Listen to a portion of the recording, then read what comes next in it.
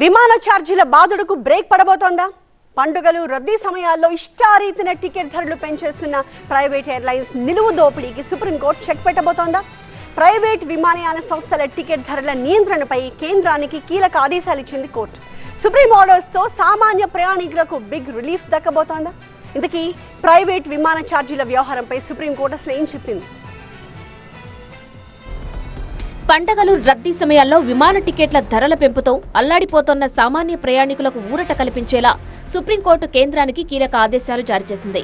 విమాన ఛార్జీలను నియంత్రించేందుకు రూపొందించిన నిబంధనల కాపీని 2 వారాల్లోగా తమ ముందు ఉంచాలని సుప్రీంకోర్టు కేంద్ర ప్రభుత్వాన్ని ఆదేశించింది. IIHM స్టూడెంట్స్ ప్రపంచం మొత్తం ఉద్యోగాలు చేస్తూ లక్షల్లో జీతాలు సంపాదిస్తున్నారు. ఇప్పుడే చేరండి international institute of hotel management. విమాన టికెట్ ధరల్లో అనియంత్రిత హెచ్చుతగ్గులపై లక్ష్మీనారాయణ అనే సామాజిక కార్యకర్త సుప్రీంకోర్టులో పిటిషన్ దాఖలు చేశారు. ప్రైవేటు విమానయాన సంస్థలు ప్రయాణికుల నుంచి అడ్డగోలుగా దోచుకుంటున్నాయని, ఛార్జీల విషయంలో పారదర్శకత పాటించడం లేదంటూ లక్ష్మీనారాయణ తన పిటిషన్లో పేర్కొన్నారు. ఈ పిటిషన్పై జస్టిస్ విక్రమ్నాథ్, జస్టిస్ సందీప్ మెహతాతో కూడిన ధర్మాసనం విచారణ జరిపింది. పండగల సమయంలో విమాన సంస్థల దోపిడీకి అడ్డు అదుపు లేకుండా పోతోందని లక్ష్మీనారాయణ తరపు న్యాయవాది రవీంద్ర శ్రీవాస్తవ సుప్రీంకోర్టుకు తెలిపారు. డిమాండ్ను బట్టి విమానయాన సంస్థలు ధరలను పెంచకుండా నిరోధించే నిబంధన ఏదీ ప్రస్తుతం లేదన్నారు. దీనిపై స్వతంత్రమైన పటిష్ట నియంత్రణ వ్యవస్థ ఏర్పాటు చేసే అంశాన్ని న్యాయస్థానం పరిశీలించాలని కోరారు.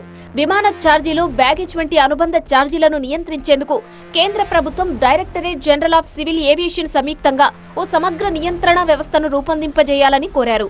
విమాన సంస్థలు ఇష్టానుసారంగా ధరలు పెంచకుండా సర్జ్ ప్రైజింగ్ పై గరిష్ట పరిమితి విధించాలని, లగేజ్, సీట్ సెలక్షన్ వంటి అనుబంధ సేవల ఛార్జీలను నియంత్రించాలని విజ్ఞప్తి చేశారు.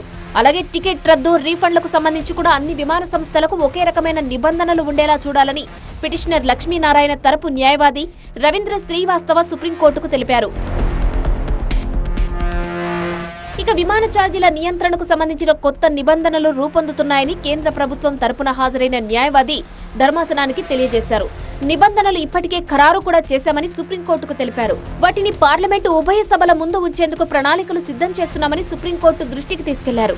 అయితే పార్లమెంటులో ప్రవేశపెట్టిన 2 వారాల్లోగా ఆ నిబంధనల కాపీని ఖచ్చితంగా కోర్టు ముందు ఉంచాలని ధర్మాసనం స్పష్టం చేసింది. సీల్డ్ కవర్లో నిబంధనావళిని సమర్పించాలని కోరింది. తదుపరి విచారణ ఆగస్టు 3వ తేదీకి వాయిదా వేసింది. మొత్తంగా విమాన ఛార్జీల బాదుడుకు సుప్రీంకోర్టు బ్రేక్ వేసింది. అత్యున్నత ధర్మాసనం ఆదేశాలతో కేంద్రం సమర్పించబోయే నిబంధనలు సామాన్య ప్రయాణికులకు ఎంతవరకు మేలు చేస్తాయన్నది వచ్చే నెల 3న తేలనుంది.